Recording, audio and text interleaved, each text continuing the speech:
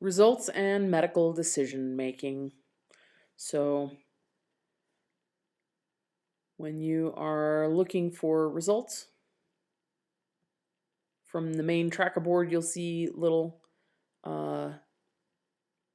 paper icons here. If there are abnormal results, you'll have an orange exclamation point in the corner. You can get directly to the results by clicking on this. This is the test system, so it's not actually showing us much of use. If we had real results to look at, it would look something like this. You could choose the most current by clicking here. If it shows, many times they bring in results repeatedly. If you click this button, it highlights them all. You can review them. Obviously, you'd scroll down the page, you can see there's more result here, and then you hit enter on chart and it enters it into your chart. Quite simple. You can also see results-based diagnosis here. If you see at a glucose of 154 and you want to have a diagnosis included of diabetes, then you click there. Their chloride level is 109. That's not very thrilling, but you could choose to say that they have an electrolyte and fluid disorder. That will add it into the final diagnosis as an ICD code.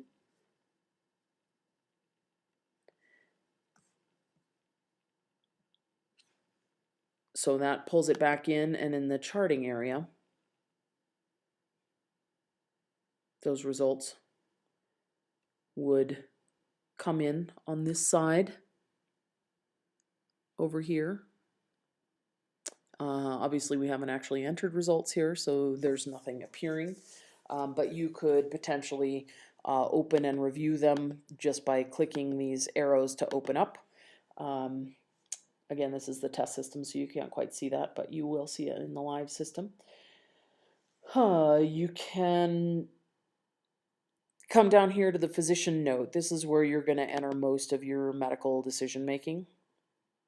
Again, if you wanted to choose one of these individual areas, you could do this here, but typically the easiest thing is to open the note, enter your course here, your differential diagnosis, what your testing showed, your conclusions, discharge or admission instructions. Enter all that in here. You can click these to help our coders fundamentally. It also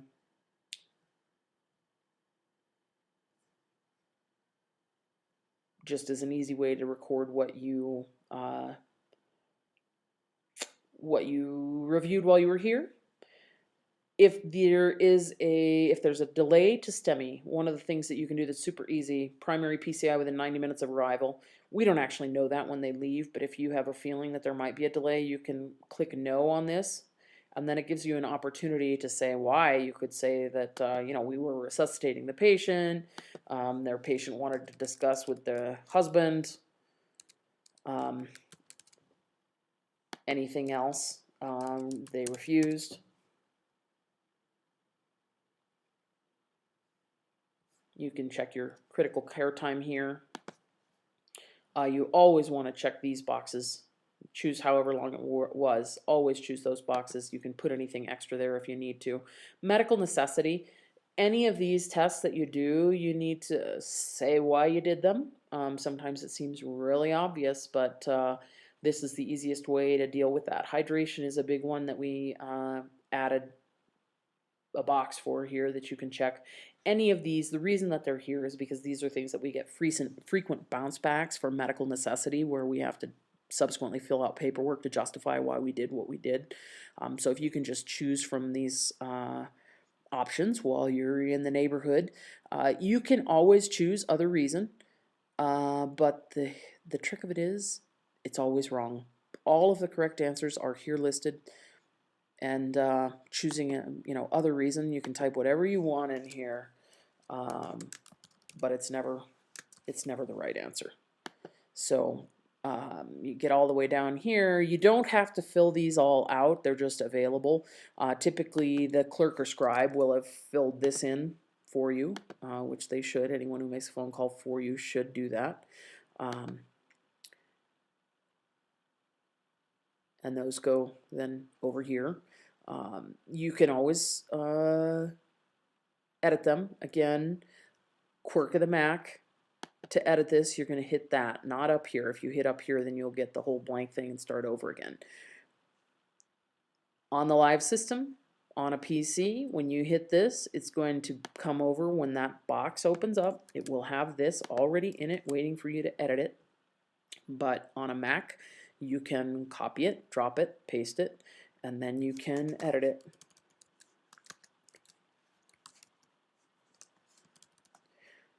You want to hit change unless you really did want to put another copy in, which you can do with reval. You can see that it did edit it. And what next? So reason for delay to the cath lab is important, and the trick of this, let me find where the reason for delay to the cath lab was, you have to type that somehow, which is the reason that we built this STEMI delay box, so you can just, it puts the verbiage in as it needs to be for you, but you can also just type the reason for delay to the cath lab was. We're starting to have additional requirements for stroke, which are leading to similar needs. We have also recently added this heart score to the test system, and it will soon be in the live system. This is for decision making regarding disposition of chest pain patients. So they have only moderately suspicious history, they have normal EKG, they have age 45 to 65, they have 1 to 3 risk factors, and their troponin was less than or equal to the normal limit. Then you add them all up, you can see what the score is, and based on the heart score information regarding which is available,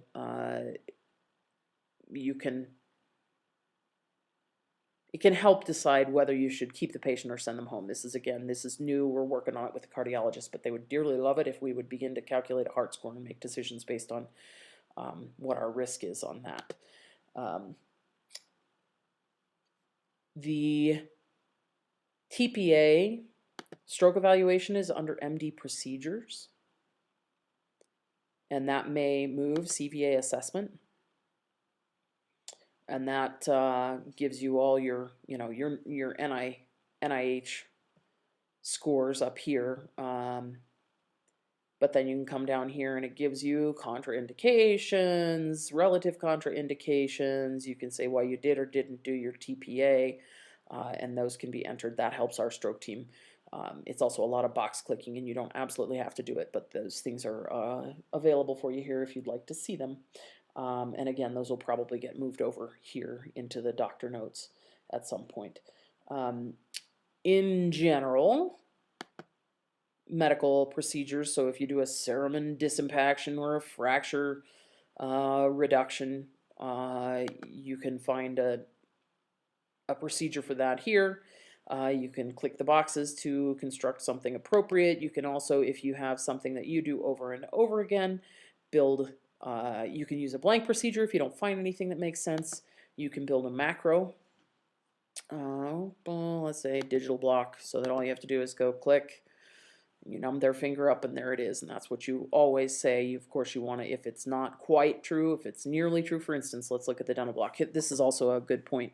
If you want to enter something, these have all been built as blank procedures for me, so if I try to just click this again, it doesn't go in because there's already a blank procedure there, and it doesn't put the next one in, but I can absolutely do that. I just hit the radio button, then I come down here and say ignore and append, and that will put my dental block in addition to the digital block. And then if I want to change the dental block, which I should, because for me I've built that so that it has every kind of nerve, this is one that does pre-fill, so you want to come over here and just edit it so that it's telling the truth, which is that I only did one nerve, inferior alveolar,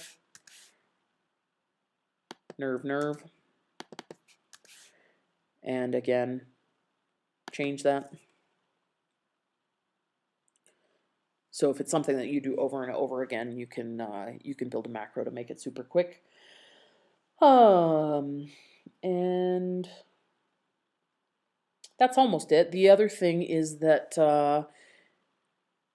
you can actually change the final diagnoses. You can go to this link and change them all anytime you want. I'll talk more about disposition. Disposition, you can enter diagnoses here, but you can also, so if I enter this, let's say abdominal pain,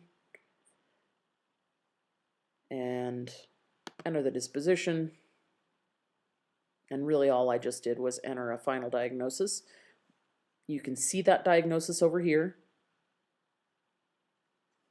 If you want to change it, this is one thing you can change after you sign, is these diagnoses. It will still let you take out something that wasn't true and put in something you like better. You can remove this. You can say right lower quadrant pain. And then when you go back to the chart,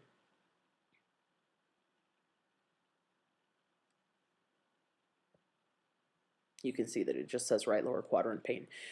You may also have noticed that when I typed in right lower quadrant pain and didn't amend to something else, it actually connected this to an ICD-9, or it says now ICD-10 code, and that's fine. But if you want to type in something that it doesn't line up with, you can free text. So you can type in whatever you want, and there's no ICD-10 code for that, but it's not a problem. You don't have to search until you figure out one. Okay, I think that's it for this. Thanks, bye.